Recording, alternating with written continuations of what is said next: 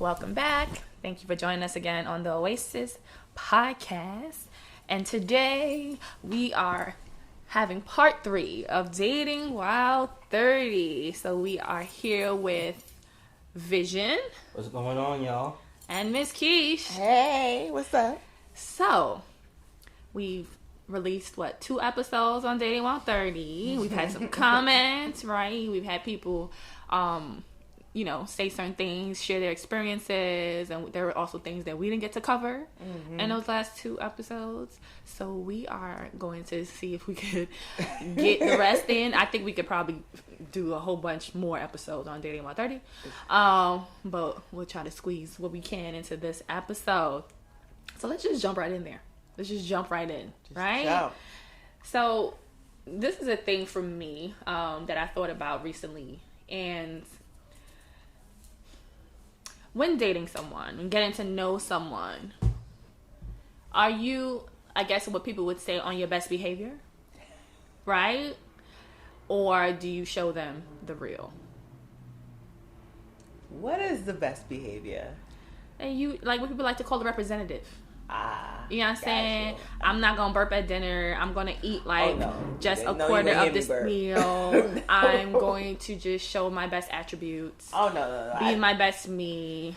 Consciously try not to show the bad, quote unquote, bad parts of myself. No, I think it's best to be your authentic self, because you have to, one, if you're in a space of accepting that authenticity of yourself, then that person should respect and accept that of you. I think equal partnership is more a line of, well, there's certain bad parts of me, and you as my partner, you have to challenge that and kind of challenge my thinking in order for that bad part to kind of ease up. Not necessarily remove, but just kind of ease up in a way that is fitting for the relationship to grow. So I personally think if I'm at the dinner and the food is good, I'm gonna burp in your face. All right, so I know you moved in from dating, so getting to know someone, but then jumping into a relationship, right? So I'm talking about right out the gate, just coming in. Vision, what do you think? I'm about half and half. More so because I won't exhibit it, but I tell you what it is. And then as I feel comfortable with that person, I will slowly, or maybe when I think I'm comfortable, start exhibiting the things I told you about. So yeah, that's where I'm at. I'm a bit 50-50 from how I handle it, at least. Yeah, I'm with you on that, Keish. I think I try my hardest to be my authentic self, and that's physically, meaning I'm not gonna come dolled up when I see you, right? I'm kind of try to be as plain as I can be, and also agreeing with your vision, putting stuff on the table. These are my cards, fam. You want to run now? You want to run? And that's okay if you want to run. And again, yeah, I may not exhibit them right away, but I'm gonna let they're there, right? So you can never say that you wasn't told. Yeah. And for me, I think that's it. It's something that was learned, right? Because I think we, growing up or whatever, in different experiences, either it's at work or at school or different environments, we try to be, the person that we want people to like, that we want people to gravitate towards, and sometimes that might work out wonderful, right? By shining your best light. For me, in my experience, I think it didn't necessarily work out that way well for me, simply because when you having a bad day, people gonna look at you like you brand fucking new, right? And I know for me, I did a lot of trying to cover up what was going on internally, so I would wear a mask, and so when you was today I'm tired of wearing this mask, people don't know how to receive you, and that's a disservice to yourself and to people that's around you. So I try to come into those things, I guess, as real as can be, and you have a decision to take me as I am or not. And I've also grown to be okay with that. that. Yes. Because people say it and they're not okay with it for real if you choose not to choose them. But I have grown to that point where I'm like, it's okay. You know what I'm saying? Like, if you don't like it, I'm not for everybody. And that's all right. Like, yeah, not to say someone, there's not going to be parts about you that people are not going to like, right? Yeah. No one's going to love someone 100%. But at least they'll appreciate a majority of what you're giving them. I agree. And you don't have to be something else that you're not. So, with this whole, okay, adding on to this question, because this is another thing, social media, right?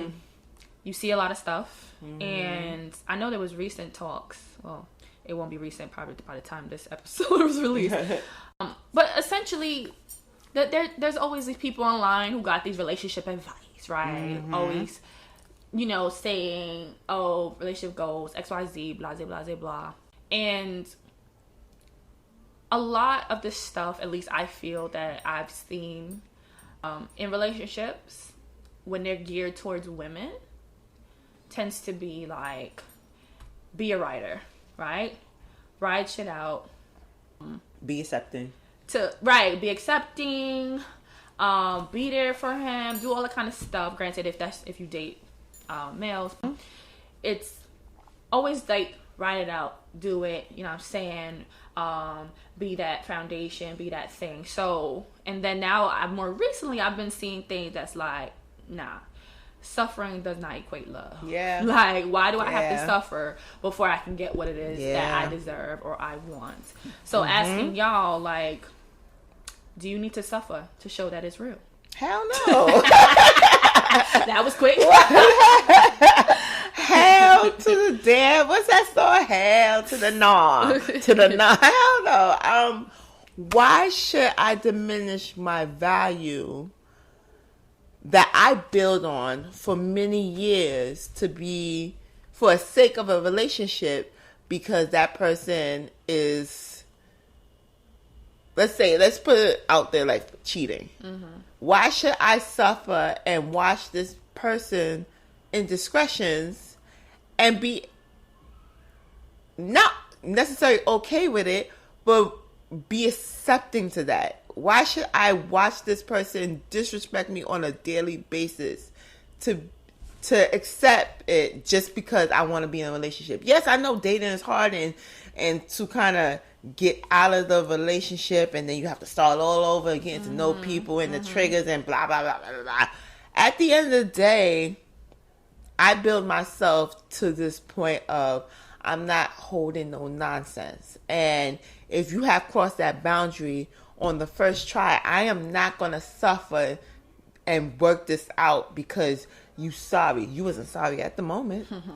You were sorry then. So why should I be like, okay, baby, let me accept you? No. Go by your skunk business. Like, leave me the hell alone. Like, you cheated. Boom. Did you have fun? Was it safe? Because I know you're not entering this again. But, like, I shouldn't have to suffer for the sake of a relationship. If I'm unhappy in the beginning, if I'm going to be unhappy in the middle, then I'm damn sure going to be unhappy at the end. So I'm not going to just make myself unhappy forever because I'm in this relationship or it had looked good on social media and we had took pictures and blah, blah, blah. No. Hell no. So, yeah. I mean, you jumped out the gate with that one, right? We're just going right into cheating. But there's different ways that I think people view suffering different, one. But I think there's different ways that people can suffer in a relationship. And it may not even necessarily be an indiscretion. But I definitely do feel that I feel society paints a picture like you need to suffer. Like, to show that, oh, yeah, you with this person, you riding with this person. And suffering can mean, constantly having arguments. Suffering can mean just not getting the things that you need from that person. Not necessarily the wants, but the needs. Suffering can come in different lights. And I used to be from the school of anything can be worked out. Yeah. I used to be from the school of, you know what, if I'm committed to you, we can get through anything. Just, you know what I'm saying? And constantly. But I feel like not to say that that mindset is wrong. I just feel like when I was in that mindset, it was juvenile without really thinking about how I'm preserving myself. Yeah. Mentally and emotionally and physically. And yeah, like cheating is one thing on the list, but there's so many other things that can equate to suffering, where that suffering, the things you're experiencing are literally like giving you physical issues, like gastrointestinal issues. You literally, your anxiety is on 1,000 all the time. You don't even want to talk to people about your relationship because you're like so ashamed of like. Suffering can be present in so many different ways. And then I thought that was a part of relationships. Like, like that's what you do, and that's what it is. Now, no. And it's not to say that relationships are easy, not to say that they're gonna be a walk in the park, because they're not, right? But there also should be, as an individual, each individual should have their boundaries. Like, they should have their, like, okay, I'm not willing to go past this point because of my sanity, because of my mental, physical, emotional, financial, whatever. Because again, suffering comes in different ways. Health, and I'm not going to go past this point. And it has nothing to do with caring about a person. It has nothing to do with love, right? Because you can love somebody, doesn't mean you have to be with them, right? You can love somebody, doesn't mean that you guys are compatible, right? Or you can love somebody and you guys are just not fit for each other right now. Yes. At the moment. And so, yeah, that's just my take on it. I don't know, Vision, what do you have to say? I believe it's all about value. So, it depends on the value you put on that person. From my personal experience, I've come to realize that if I value that person and I do see the potential, struggle can equate to growth. And it's not always with everyone. Everybody can't put on gloves and box and become great sparring partners. So, you know what I mean? Like, it doesn't always work that way. But for sometimes, if you value that person and you see the potential, it can only make you better. Now, that's also taking into consideration your threshold, you know? Yeah. Like, how many hits can you take until you're ready? Just like, all right, cool. And that is different, varies from different people. But I believe that there is a certain level of suffering that can be, maybe, sometimes is required for a relationship. I can agree with that. There's a level, and I think it's up to the people to decide if it's worth it, right? How much you value that person, care about that person, want that person in your life for sure. So, right, another thing, right? I know we are. We're in this matter of fact, because we're in this. I was going to say in this day and age, but one of my colleagues, she works with youth. And we just had this conversation about how she had a young lady that, she worked with, and the young lady came home, because it's a shelter. So let me throw that in there. She came home, there, where she lives. Distraught, right? Like, hella distraught to the point where, she had to do an assessment, right? For suicide, right?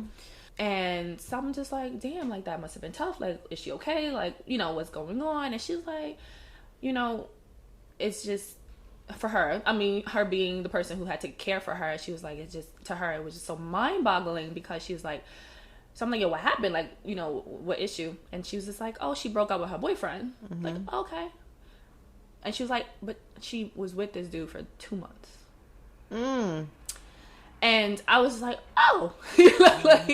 And so then she go on to tell me, like, like, she was with this person only 2 months. And throughout that time, like, baby girl already spent money on, like, sneakers for him, bought him Yeezys. In that time, he already showed her that he could be manipulative and, like, kind of semi-abusive verbally. And so, like, so much happened. And she just felt already at this point that she can't live without this person. And I was just like, wow. And it's easy to be like, oh, yeah, that's how kids are. That's how teenagers are. Because in a way, yes, that's true. However, I also know adults who act the same way. Act the same way, but they go into these things that I call like microwave relationships, right? It's like microwave love, microwave relationships, right? Instead of taking the time to thoroughly heat it through, I guess you would say, they jump into things like super deep, super fast, super quick. And again, everyone has their own time, right? Everyone has their own time to do certain things. However, I do see a pattern, I feel, when it comes to certain things like that, where shit gets super intense super fast, and it leaves a lot of room for error. It leaves a lot of room for emotional and mental burn. And I want to hear what your thoughts on it. Like, have you ever heard it? Have you ever seen it? And what are your thoughts? Because I know Miss Keish, you do some work with the young folk. And what have you seen? What have you? But again, we're not only focused on the young folk, but just in general. Yeah, I seen it with the young folks. I also seen it with the our age group. I have a coworker who is, well, not necessarily seeing the person, but like getting to know them, and I see traits, and I won't. It's touching the line of like, should I tell her? But I did tell her, but then it's like, should I warn her again? So I see traits of the person being overly dependent on that person. And I had to tell the coworker, I'm like, this person resembles this another person characteristic. And she was just like, she knows and she's trying to navigate, but then it's like, you're enabling that too. So I seen this like fast, like, oh, I think I'm in love, I'm about to be with this person, only to find out that person ain't shit. So I seen it in both ends, but it goes back to, we don't know how to be friends in the sense of, let's navigate it to that point. And I think I'm at that point myself where beforehand it was more of, we went through what we went through, and we was friends still. I'm talking about my situation now. We was friends still, but we went through what we went through. And now we at the point where it's like, okay, I want a little bit more, but I want to expand on our relationship more, to be more of a communicating and more in everything. Say you went through what you went through, meaning you felt like you guys pressed fast forward a little bit, we pressed fast forward, jumped in, and then it was like, whoa, what the fuck is happening? And then exactly. Okay. So we pressed the whoa, but it was kind of hard for us to backtrack into becoming friends. So I've seen it in all angles. Even it happens now, but I think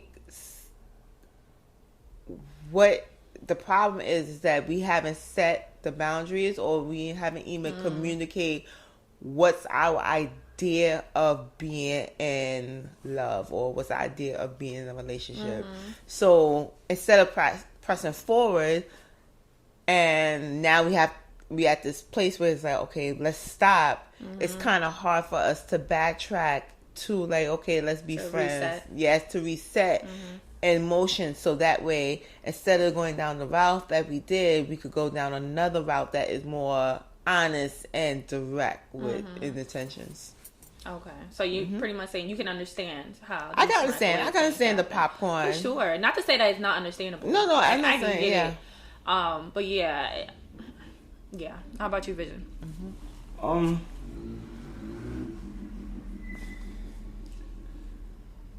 I think the challenge, from my perception, is that intent may not be clear, and not only intent, but the communication of there's clearly some issues with identifying who they are in relationships, and I don't mean identifying it to themselves, to their partner. If you know you're the type to fall in love quick, you should display that. And if the other person is honest in their intent, they won't take advantage of it, of course. But I think it's very important to know yourself in that regard, and to disclose whatever information that you know about yourself in relationships. You can have a microwave relationship. That's great if the other person is also capable of doing that. Yeah. And some people prefer to learn about the other person and their compatibility through relationships rather through friendships. And that's just the nature of the beast. Some people I need to go on dates with you. I need to have sex with you. I need to be able to sit in the house and watch you cook and help you. Yeah, some people have to live that life in a relationship in order to really determine how compatible they are with that person. So it's all about intent and being true with your intent, disclosing information, and hoping that your partner or the person that you're giving this information to is going to value it correctly rather than use it. Again, intention, right? Yeah. Intention just keeps weaving its way through the conversations. Yeah. Right? Being clear in intention, but also being self-aware, though, too, Yeah. right? In order to know that, to be able to even mention that to the person that you are talking to. So, all right, we just talked about microwave relationships. Now, you're getting to know somebody, spending time with this person, because Vision, you just mentioned, sometimes you need to spend time with the person to really see how you feel, right? Yeah. In different scenarios and whatever the case is. How much time is too much time to spend with somebody that you just met? Versus even just met, or even if you are in a more serious relationship. Like, is there, how much time is too much time? Let's just leave it just broad, just like that. I think if you spend every waking moment with each other, whether y'all work together, y'all live together, y'all go out together, y'all do everything, that's too much time. I think relationships should manifest into this great romance. However, you have to have your identity in those relationships. I should be able to be comfortable and secure enough to know that I don't necessarily have to talk to you every day. I really don't. I don't have to talk to you all day. You could hit me up Monday and I won't hear from you until Thursday, and that be okay, because you know why? I know you going through something, I'm going through something, or you have a busy project that you focus on, and I do too. I should be comfortable in knowing that I don't have to necessarily spend every time with you. When we together, yes, we be present in the moment because we are one in nature. But I should be able, and that's my preference of being in a relationship, is to have an identity. You may not party like I party, but I should be able to say, yo, go out with your friends, hang out with your boys. You know how to act because you're in a relationship. So I wouldn't have to be like watching you like a hawk. It's more of you have fun and you have your life. Still just be an individual. And be an individual as I do myself. So too much time, like, for you, it feels suffocating. It's suffocating. Yeah. It feels diminishing. It makes the romance boring in a sense. It makes the interactions tense because you're spending all this time with this person, and then you probably hate how the person's smacking the gum. And it gets to the point where it's like, I can't even stand being around this person, and I'm living with this person, I work with this person, this person is in my house, or if y'all don't live together, this person is always up in my arm. I need space. I need to go out and breathe without you on my neck trying to gnaw at me. So yeah, I think too much. That's every interaction with humans in general. We always get to a point where we just want ugh. But that's something that should be stated in the beginning. Like, if I'm gonna start dating this person and they ask me what's my ideal relationship, I'm going to be forthright and say, my ideal relationship is a person who could identify themselves as themselves, not us. And I want that person to be secure in knowing that me as a woman, I got a lot of stuff going on, and you're not going to hear from me every waking moment from morning to evening. I might text you like, hey, you good? Okay, great. Or if you want to text me, we could talk, whatever. But I necessarily don't have to hear from you for the next 2-3 days, and I'm perfectly fine. I wouldn't even question your love over. I could do it a good week. and I'll be now, see, I guess totally that's fine. different because if you are dating exclusively in a relationship, like that.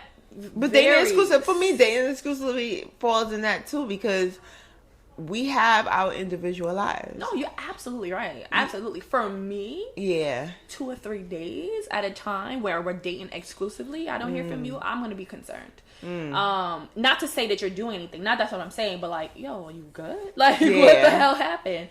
And it doesn't be having to, you don't have to message each other all day, every day, like that's too much. Okay. Now, my younger self, that's my brain was just like, friendships too, I need to hear from you every day. Yeah. Okay. Several times a day. Now I understand life doesn't happen that way. Like, it's whatever, right? But definitely at least once a day, some point in the day, just be like, you good? All right, whatever. Good morning, good night, whatever. Just to check in, honestly. Yeah. It doesn't have to be a full-blown whatever. And then living with somebody, of course, that changes the dynamic too. Because if you're not seeing that person often, you probably want to check in with them more, as opposed to now when you live with the person, it's like, okay, I'm gonna see you later. So it's like, we don't need to be in each other's phones 24/7. Still on a matter of like, if the person leaves before you get up or whatever, you can just like, hey, send a text during the day, like, what's up? Okay, you good? You got to work? All right, cool. Just to check in. But Vision, what is your opinion on it? Time is subjective. I can't really call it. I think what's more important is that it's established in the beginning, you know, that you tell the person, I'm clingy. Can you deal with clingy? You can't deal with clingy? Cool. Then we're not going to work. I think the terms of the relationship and establishing or defining behaviors that's acceptable within the relationship is more important than the timing.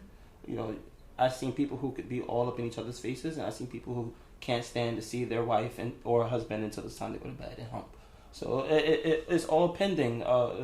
What you want from the relationship determines how much time you guys spend or decide to spend together. And I think knowing your wants is more important than defining what's appropriate timing. Your Vision is still holding true to his whole thing with time. Like, he doesn't see time as being an element in dynamics. So how about, do you think that in getting to know someone, is there a better mode to communicate with them to get to know them? Like texting versus talking on the phone or in person?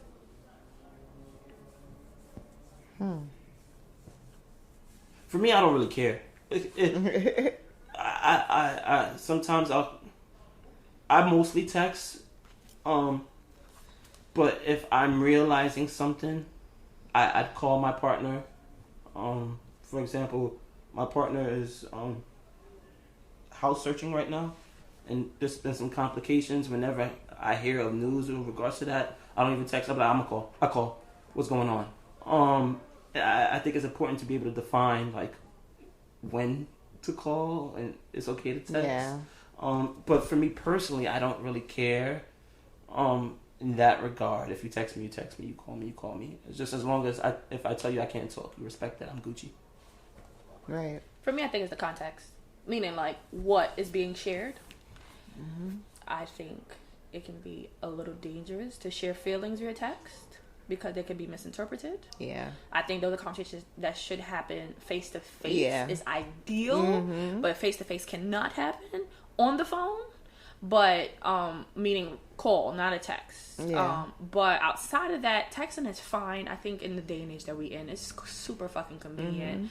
But definitely like what you said, Vision, like checking in, like, yo, if texting's gonna take too long, like I literally got like an hour worth of shit I need to tell you. I can't text at all. And that's just gonna take too long. So I'm like, yo, it's too much to text. Can I call you? Can we call? Right. I think it's good. I personally, I've been on both sides of the fence where I'm like, oh God, fuck calling, text me only. And then I've been like, nah, I don't care about texting. If you call me, if it's real, you know what I'm saying? Yeah. Now I'm just like, figure out what works. You know what I'm saying? Sometimes if you are in conflict with your partner or whoever you're dating, sometimes calling them is not going to work because you don't want to hear their voice because you want to kick them in the throat. Yeah. So, you know what? I'm going to text you. You know what I'm saying? Or or vice versa, or like I need to hear them or so send that a I can voice feel note. better, right? Or send a voice note, but like, you know, I'm gonna call you because you know what, I want us to get better, so maybe hearing your voice will make me feel better, whatever. Mm-hmm. But I think it's really just to figure it out. But if one person really detests, like, yo, I don't like texting, or I don't, it should be respected, but at the same time, there should be like a sense of like balance for both people. But I think eventually you just get a groove, to be honest. There's usually a groove that tends to happen whether you're dating exclusively or not. You tend to pick up on if this person likes to do this or that more so. And I guess it's up to you, or you can just become adaptable to it. I don't think one is preferential. I just do think it depends on what is being shared in that communication. I totally agree. Because the busyness of my life, I prefer texting. But like, if it's something that has to be spoken in a way that is upsetting to me, as I agree with you, I can't text that. Feelings become very misconstrued in texting world. So I'd rather see you face to face and having that important discussions. Right. But for me, texting is fine. We in a day of technology where everyone has their particular way of communicating. And like I said, texting could be fine. Or even if you don't have the set time to see me face to face, we have FaceTime. We have video conference. I think, just to touch on what Vision said, is just the time. Like, if you're making time for me, then I should do the same for you. And I think that's the most important in regards to communication wise. Like, I'm making the time and effort to reach out to you to find out how are you doing. You should give me that same regard. Even if you don't want to give me that same regard, state that to me, so I wouldn't have to feel like I'm badgering you or forcing something that I may want to continue and you probably just want to end.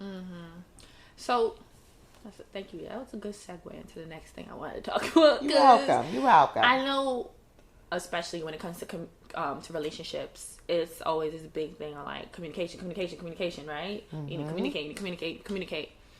And I feel like that's important. Don't get twisted. And I think effective communication is important. It's essential. And I think, though, at least recently, I've been thinking about communication. And if you would ask me dating, like, yo, like, tell me something that's important to you when you're dating, and be like, oh, communication is important. Right? Now I'm starting to get in the mindset of like, communication is important.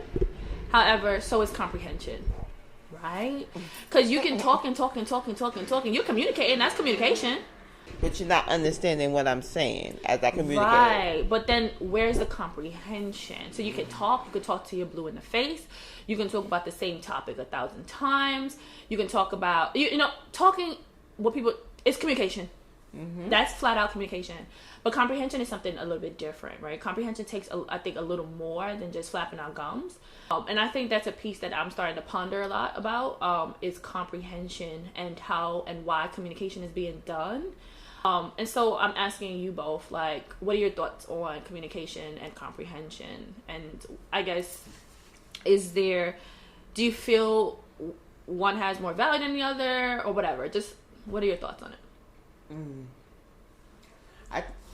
I think comprehending is very important, because you could have said something to me and I might misinterpret it in a different way, but if you continuously tell me something, that I will finally comprehend what you're saying. So I think it's more important to comprehend on what your partner's saying, whether it's boundaries, whether it is their idea, values of a relationship. It's very, just to go back to the original point, it's very important to kind of comprehend on what you're saying.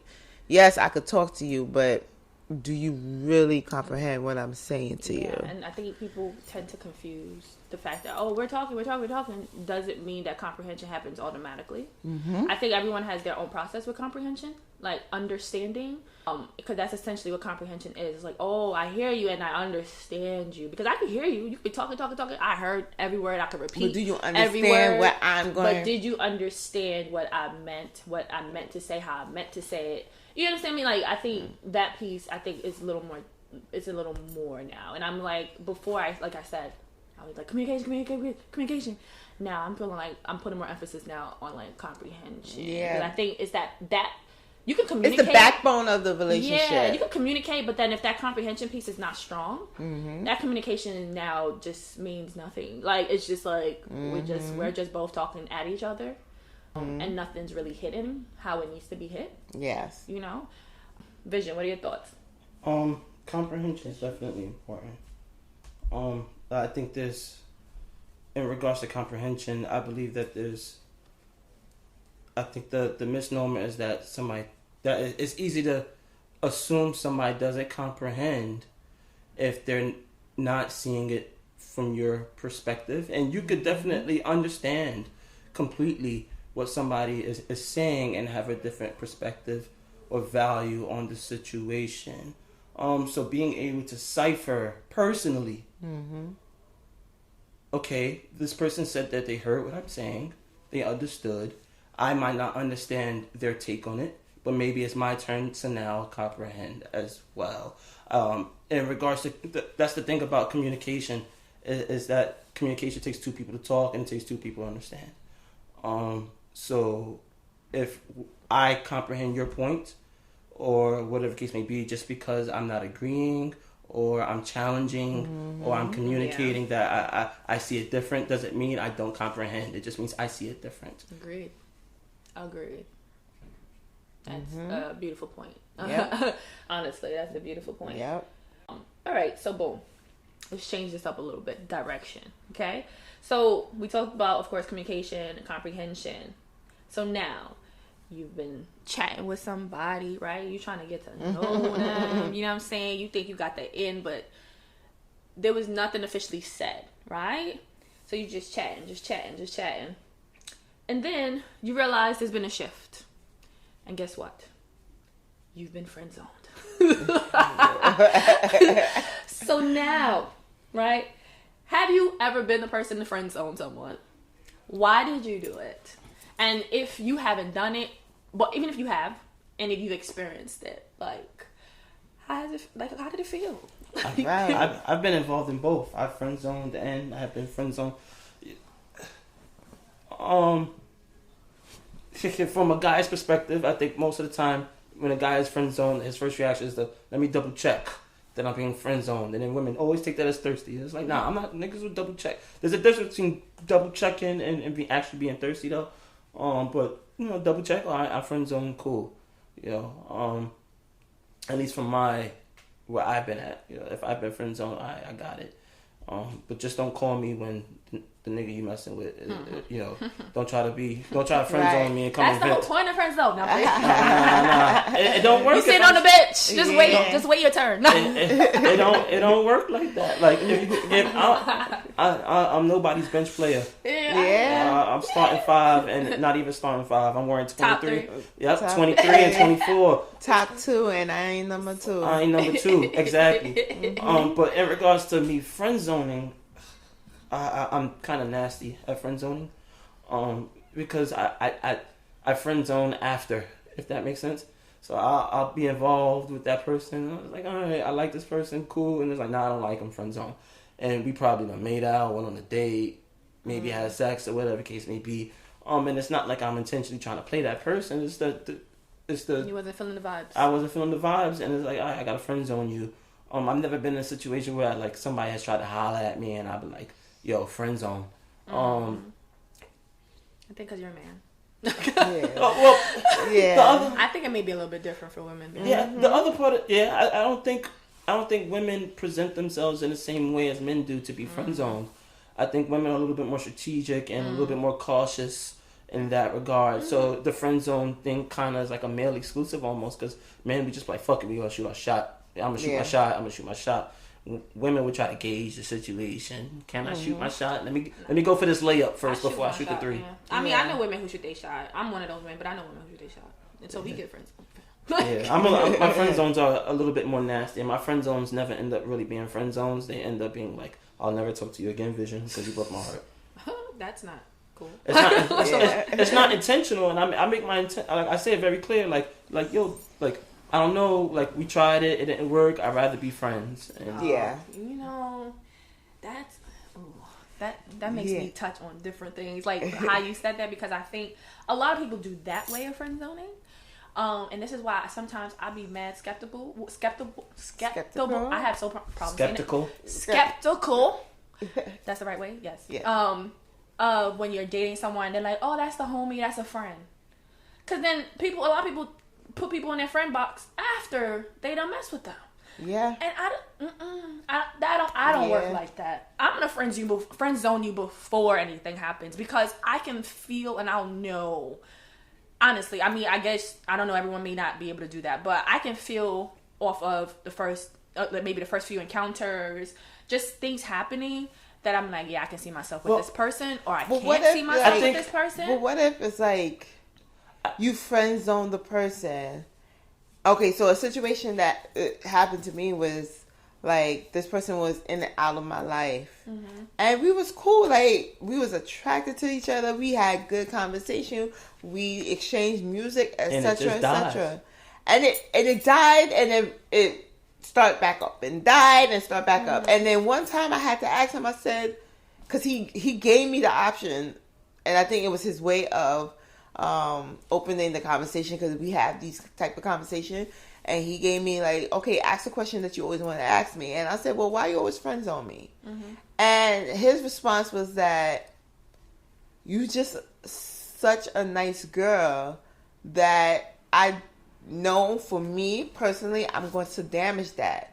And I had to counter that and say, I'm not in the sense of begging you to look at me in a different light, but it's like, how you gonna know unless you exactly, how do you know that that's going to happen, or why would you write me off of being a nice girl if that is something that you're looking for in a particular relationship? That sounds like self-awareness. That sounds like he knows who he is, and he called it out. Respect that joint. Yeah, and I respect that. Like I said, I respect that. And then I said, if you're gonna do that again, if you're gonna come in and out like you've been doing for the past years, make sure you stay out. And I think he took that to consideration, because we were supposed to link up, and he, like, I called him like, look, I'm home from work, let me know what's going on, and he never responded. So it was just like, okay. And then I knew, like, sometimes when that happened, he always respond 2 days or 3 days later. But when I had said the first time, he did what you said this time. He did what I said, and I let it rock. Like, I wished him happy birthday and kept it pushing. Like, I'm not gonna beg, but like, to answer your question, I recently friend zoned a coworker, because he stated that he liked me. He liked me and liked me. Stated that he liked me, and I told him off the back, I was like, I think you're a cool person, but I'm not attracted to you, and I know me.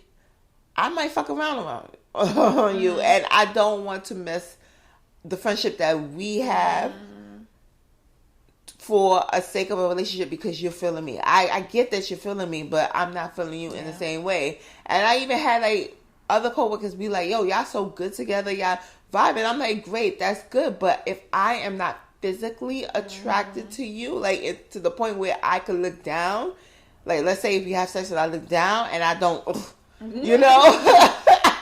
then I can't help you. So I had to like tell him, like, I'm sorry, I have to friend zone you. Yeah. You're the homie. You will always be the homie. But, he makes jokes here and there, and I take it as it is, but he knows my boundary of, like, don't ever think that you're going to cross into a potential relationship with me, because I'm going to let you know I'm going to cheat on you. Well, damn, sis. Yeah. But I guess reasons I friend zoned was, again, right? It could be I'm not attracted to you, right? It could be sometimes honestly, in all honesty, the time I'm thinking about when I've actually friend zoned people, it didn't have to do with attraction. I could have been attracted to that person, but there were just things about their personality that I was just like, nah. Yeah. We ain't gonna mesh. Yeah. And I wasn't wrong. You know what I'm saying? And again, but that takes time in. Again, you can meet the people in different capacities, so that takes time to talking to the person, engaging with the person to know that. And I think that's also, but that's part of my process. Like, I don't like jump into things right away either. So I sit there and then we will talk and we will go out, so I can gauge who you are before I decide, okay, yeah, I like this person, I want to move forward, or I don't. But I've friend zoned guys that I was attracted to. Had to do with either personality traits that I was like, nah, or they just had too much going on. Like, there was just too much in they sauce. It was just too much, and I was just like, nah, I'm good. You know, like, and I don't. And honestly, but like one or two of these people, I'm still friends with, right? Like, and literally nothing ever happened. We never kissed. We never did nothing. The intent was, I thought you was attractive. Okay, you attracted too. And then eventually it was just like, nah, I don't think that we should go there. And it was fine. It was never like, oh, let me try to dip back in. Let me see. At least that's been my experience. Tune in to the next episode of the Oasis Podcast for part 2 of Dating While 30, Struggle Love. Thank you for tuning into this week's episode of the Oasis Podcast. I hope you were able to find something that resonated with you on your journey. Don't forget to subscribe, share this episode, and like us on Instagram at the Oasis Podcast.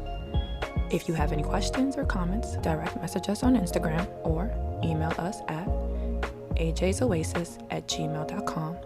Again, that's AAYJAYSOASIS@gmail.com.